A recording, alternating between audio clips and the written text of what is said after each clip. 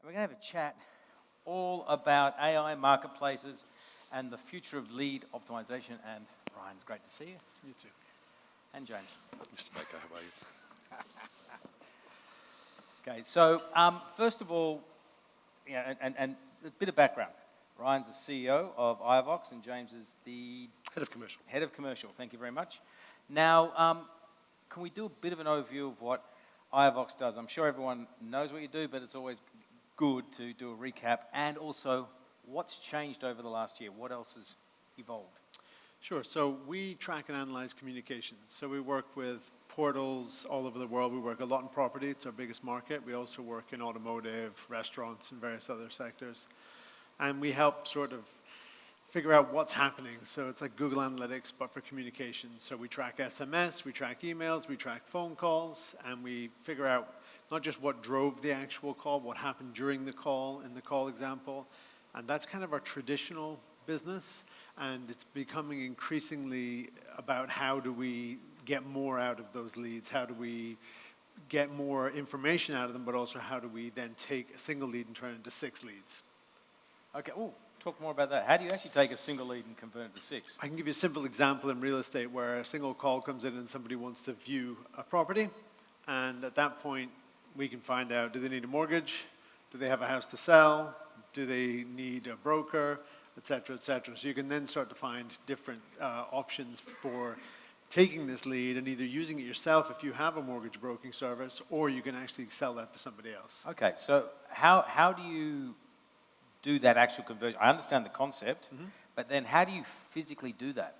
So in the example of a telephone call, we have a call that comes in, we analyze what happens during the call, and one big example is that somebody will phone up and they will say, I have a house to sell. A lot of the times an agent won't pick up on that if it's outside of their area, they don't care at all. But the brand probably does. So you could say, well, I have a house to sell in the countryside, I'm buying the house in the city, and they're not interested. However, the other branch in the countryside wants that lead, so we can actually capture that information, note that nothing happened with that, and then pass that on to a different department. So we can do that via email, we can put it into a CRM system, or we can just enter in whatever system effectively that you want that to go into. Okay, so I understand correctly, use your technology to sort of monitor, track the call, listen in, convert it from audio to text, and then start to do some analysis? Yeah, we run a model against the call that usually has, we have some customers that have 38 different things they're looking for in a call. And for example, again, that can be, did this person need a mortgage? And you'd be amazed at how many times somebody says, I need a mortgage, and the agent says nothing. So we're able to capture that and say, not only did this person say they need a mortgage, it was never picked up on, so therefore send it through to the mortgage department with a transcription of the call, a summary of the pertinent part of that call, and then give that to somebody who will call this person back and then try and hook them up with a mortgage. Okay, before we go deep into some of where this can all go, because that's what I want to explore, because I think that's the super interesting side around this. What sort of clients do you have at the moment? So who's sort of using this technology? Is it whereabouts? Is it just real estate, or is it broader? No, it's across property, automotive, finance, general classifieds. Real estate is undoubtedly our sort of absolute sweet spot. But I think the benefit of working across those multiple verticals is there's lots of different user cases that can be applied. And it was interesting, I was talking to a gentleman at the break, and he said, how can you help me? Well, where do you want to start, and what is your problem? Because typically I think when people think of, whether it be iovox or call tracking, they think of call counts. I think it's fair to say we've moved a long way past that. And when you can apply, and we'll probably, hopefully, have the opportunity to talk about some of the variety of user cases throughout the session, but it's really getting the essence of what is it you're trying to achieve, what are the blockages, what are the already identified opportunities that you may not have visibility across, and then how can we insert ourselves to help you do that. So let's start with the outcome, because I assume it's greater engagement, higher quality leads, and so on. Do you have any sort of metrics you can share around that? I can give you a couple. One simple example, if I just look at restaurant bookings, which is a very small segment of our business, we ran some numbers a couple of weeks ago, and we've done over £1 million in bookings for restaurants. What's that now? How long? We're doing about that probably every month. Yeah. So in total, we've done a lot of restaurant bookings. It's a tiny segment. And that is somebody phones up, they want to book a table, nobody answers the phone, and we actually pass that across. And then when you start to look at the different areas that we do that in, there's just a huge amount of value that we actually provide. So if you look overall in the past 10 years, we've actually done Whatever it is, times by 120. yeah, lots. Lots. Okay, but you bring up an interesting point, because one of the complaints you get about the real estate industry is, I go to a portal, I engage or inquire about a listing, no one gets back to me. Yeah. Right? It's hard to make that. So how do you sort of help smooth that out and give a better experience for the consumer as well as for the agent? Well, I think the portal has to be open to that, to acknowledge that to begin with. So obviously we're in a fortunate position, particularly in Europe, where most of the market leaders are actually partnering with us. So we have a lot of visibility across data, which gives us the ability to firstly benchmark. But I think it would horrify many of you to hear that there would be a market leader in a European country where, to your point, 45% of calls or leads generated go unanswered, with no real strategy in place from a consumer experience and to enhance that, because the default position is the consumer thinks that's the brand, damaging. And then when it comes down to that yearly conversation around price increases, you're underselling yourself by 45%. So that's a very common thing. You talk about what's happening over the last 12 months. Myself and the team are spending a lot of time with the marketplaces talking about this data. It's data, or it's information or activity that you're already generating, and for no additional fee, it's just massaging it and being better at managing that process. So for that example portal, it's almost like you're generating double the number of leads that they're recognizing. Correct. Okay, and then in many ways, what you're offering is almost like an insurance policy, right? Is to say, well, I am actually generating a lot more value, and by the way, this third party can back that up as a claim, and here's the data around, okay, which makes... And I think where the evolution will come, and you talk about investments and valuing my business, if I owned a property portal, we always talk about revenue and key metrics. I would be starting, especially now as you have more and more visibility across it, to understand the volume of the leads, the type of the leads that I'm generating. Because if I'm an investor, I'm thinking, okay, what are my different monetization streams? Because you talked about it earlier on. Often 5 or 6 monetization streams per phone call. So what are the different ways that you can expand there, which I think is interesting when you have the data there, and a long stretch of data. So let's start sort of, I think we've got a pretty good idea of exactly what you do and the value that you bring. Now, we've had a chat this morning about the role of AI and how, there's a bit of a spectrum, because no one actually has a crystal ball with the exact answer, but it's not going to be the same. So how do you see the role of AI in the future? You talk to a lot of these clients out there. And secondly, what does that mean for you? I think the majority of AI solutions at the moment are just really summarizing existing data and promiscuous data. So they're taking a search and making a search better. That's very basic, but that is the majority of what people are actually doing. So one of the interesting things that we have is we have access to private data, so a person-to-person conversation. So that is not available to the vast majority of people. So we're able to take that and actually generate information about the person involved in that call, which is obviously not available online. So we're able to get much more personalized information on not just the person who's calling, but the person who answers. And we're able to work out then how do we improve this. And coming back to sort of the restaurant booking side of things, we can automate processes as well. So a lot of people are not doing things like making sure that if somebody calls after hours, they get a decent level of service. So in restaurant bookings, we had our case study with Pizza Express, and it was £10 million for them of revenue in 1 year, and that was just one brand, and that was, nobody answers the phone, you can book a restaurant table still. So why can't you book a viewing for a property in the same way? Why can't you get even information on a property if you phone up and say, I'm calling about this property, tell me about it. Do you have other properties that are available? Why is that not automated? So we are automating that. So that means that instead of talking to a human at the other end of the phone, you're going to be talking to some sort of AI-driven, automated engagement. So you're offering that today? Yes, and it's a degraded service from talking to a human sometimes, depending on the human you talk to. But the fact of the matter is that if there is nobody available, you should still be given some level of service.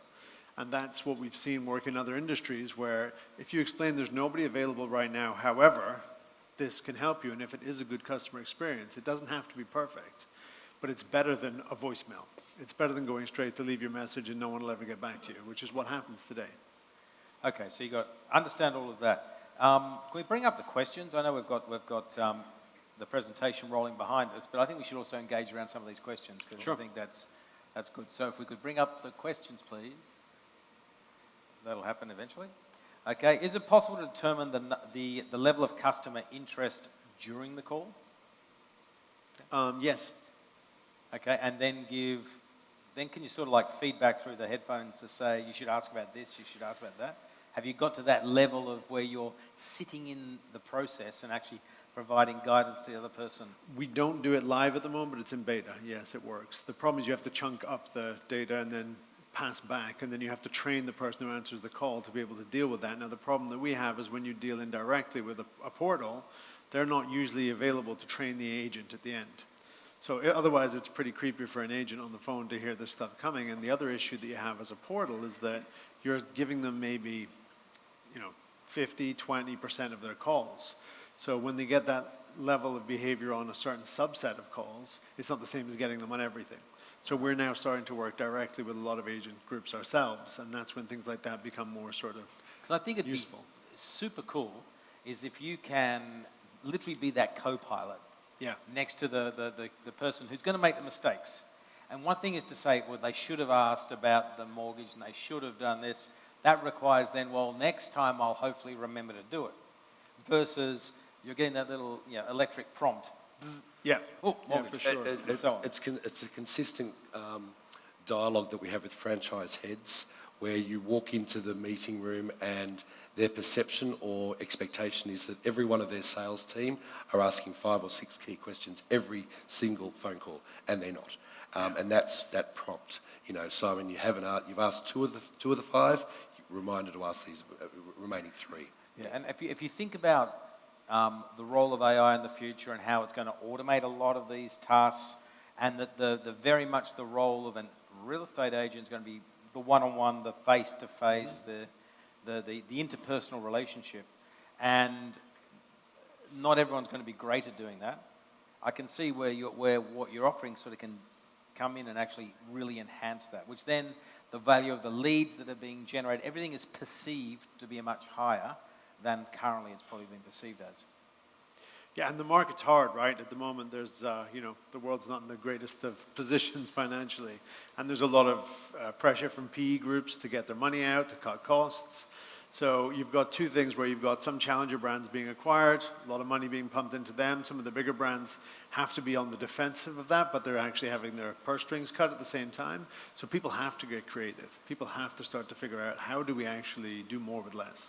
Yeah, and I've worked with enough portals now over the years that one of the major complaints that you get from the customer is the leads aren't any good, and so on and so on. And the reality is they're actually all good. You're just not doing a good job with them. Yes, this happens a lot. Let's target another question here. How much pre-training is required to set all this up? Okay, and how beneficial is it to do so? It depends what you're trying to do. So that's how long is a piece of string. So if you're trying to find out if somebody, for example, says their name and the brand at the beginning of a call, it's pretty simple. But if you're trying to get into way more sort of preemptive things where you're actually trying to say, hey, you should say this, that's obviously harder. Because you can say that you should always ask if somebody needs a mortgage, but not if they're calling about a rental. Yes. Not if they're calling to ask what time you're open or if they can view this property. So you have to be you have to train calls. And we have models based in different industries, different segments, and we have billions of phone calls to train these models on. And it's not easy. Okay. How do you know that consumers whose calls go unanswered blame the portal and not the agent? We've got a great, thanks Ed for the question, we've got a great example that we're working with a really large healthcare brand in and across Europe. And just to set the scene, their biggest issue was they were getting thousands of calls a day, and the load on the internals they could see the data, they weren't getting answered. So they were expecting to go and hire a third-party business to help manage the overflow. So we said, no, I think we can help you with this. So we listened to a lot of the calls. So some of the consumers were ringing up and were going through a loop for 30, 40 minutes holding on because they were in dire need of wanting to speak to someone. And you could hear them. These so-and-so people, they never answer. They never answer. And I think you've just got to speak to consumers in markets where it's competitive and they use multiple players. There is sentiment towards brands. And there are sentiments toward real estate agents and car dealers around whether they respond or not. And I don't think anyone we speak to would disagree that there is an impact on the brand when the consumer's inquiring through. But I think the outcome of that one was, just by doing some deep diving and actually understanding their existing call flows, so that firstly, there is no need for them to hire external companies. It was rerouting a lot of those calls, and it actually led to us to introduce our AI voicemail tool, which basically created a rule that if after 15 seconds the call wasn't answered, it would get sent to our AI voicemail. We would transcribe it, record it, and give them key summaries and benefits of that and outcomes and follow-up steps. And that's resulted in, of all voicemails received by this brand, and they got 600 plus stores across Europe, was a 28% conversion on voicemails received at an average price of €300 per booking. Right. So it seems to me that you're stepping in and trying to fix human frailty.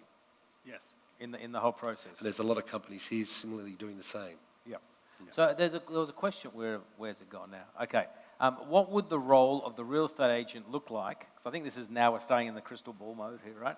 So the third one down. What would be the role of the real estate agent in the coming world, powered by AI, with tools like iovox, etc., all integrated?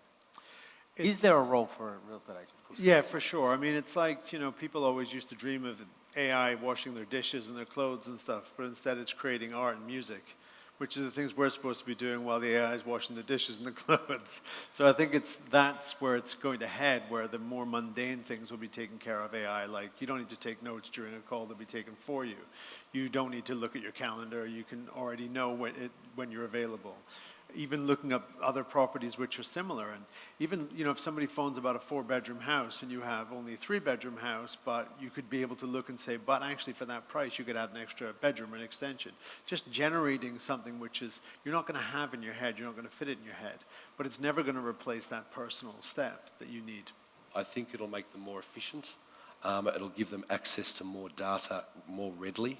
And probably a history of that buyer and what their activity, whether that be via email, search, voice calls, SMS, whatever, WhatsApp, has been, and that'll be positioned in front of them. So you'll see Profile. those who would adopt and embrace will rocket ahead, Yep. and those who don't will be left behind, and you'll get natural shrinkage of the industry. Correct.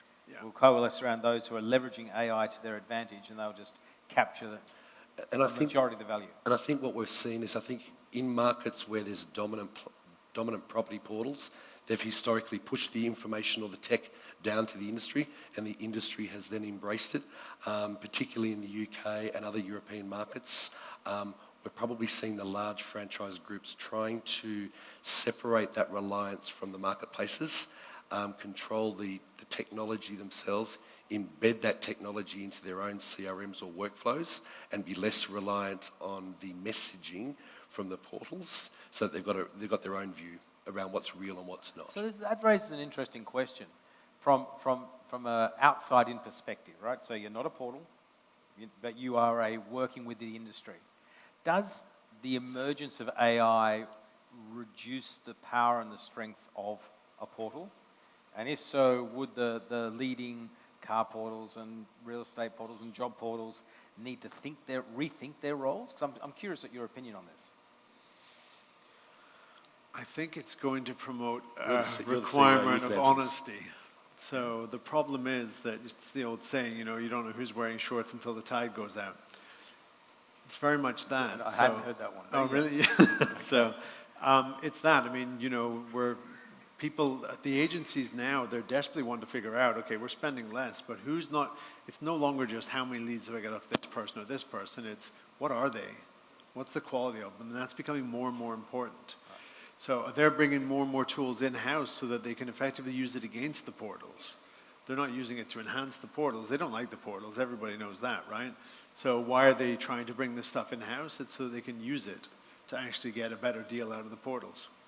Yeah, which makes a lot of sense. So I guess what you're saying in a nutshell is that the future there'll be far more transparency, and instead of when Rightmove going, well, I'm the biggest in town and it's now 20% more expensive, and you got to buy a top spot or whatever the product is, people are going to go, wait a second.